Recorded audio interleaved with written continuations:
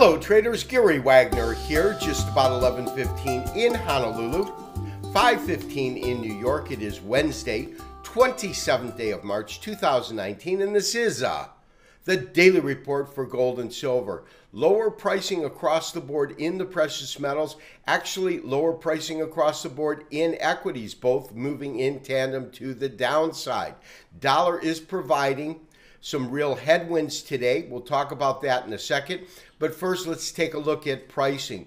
Gold down $6.50. This is basis April, which is now kind of getting faded out because June is going into the most active contract month. And in terms of pricing in June, which of course is where we have a position, that is currently trading at $13.1520, down $6.20. Of course, we are long at $13.05. Silver also lower on the day, and silver dropped about 14 cents at $15.28. A pretty big hit in platinum, down $6.30 at $853.50. But all of that pales in comparison to the major sell-off we have seen in palladium futures today, down just under $100. Now it was down well over $100 a little bit before at $14.1940. We will talk about palladium in detail as we pull up our technical studies. Lastly, a quick look at the dollar. Dollar up about 0.25% at 96.47. So traders, no doubt precious metals under pressure, and that includes gold. We're looking at the April contract, $13.0850, down $6.50 on the day. And here's what I'm noticing. The first thing that is important is the fact that we did break below the 0.23% retracement level. That would be this level right in here, which sits roughly at 13.13. However, at the same time, take a look at the low that came in, because the low that came in is just at the 50-day moving average, which sits at around 13.08. In fact, the 50-day is just a little bit above it. You can see that slight green line there. This level should hold and really needs to hold. If in fact we get it dipping a little bit into this area and coming back, I have zero concern about the trade. One of the reasons we pulled into the June contract rather than the April was because I felt that this would take some time. And if you recall, I said we would see peaks and valleys along the way. A major break below this would cause us to react differently and pull profits, whatever is there, or limit losses if it fell out of bed, which I don't believe it will. However, for right now, we are going to maintain our current long position along with our stop.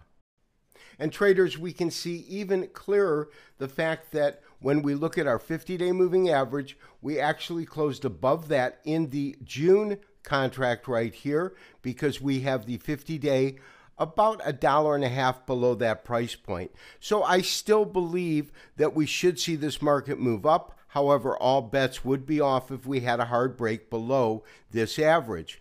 Our target still remains the same, and that is $13.75 basis the June contract.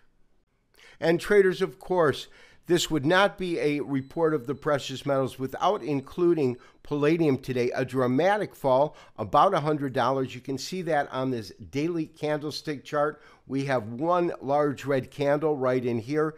That candle did close just below the 50-day moving average, and most interestingly, just at the 0.23% retracement. It is the longer of the data sets. I have a data set from $815 up to the record top. I then have another one for the second leg of the rally at 1,054 up to the record top. And so this one is certainly not as important at 1459. We can see that that was an indication of a support level, but that support level was obviously broken. The question is, how much damage will we see in palladium? Will it by chance hold at the 0.23 level, or will we see history repeat itself? Because the last time we had a major parabolic rise in palladium, we also had a parabolic fall.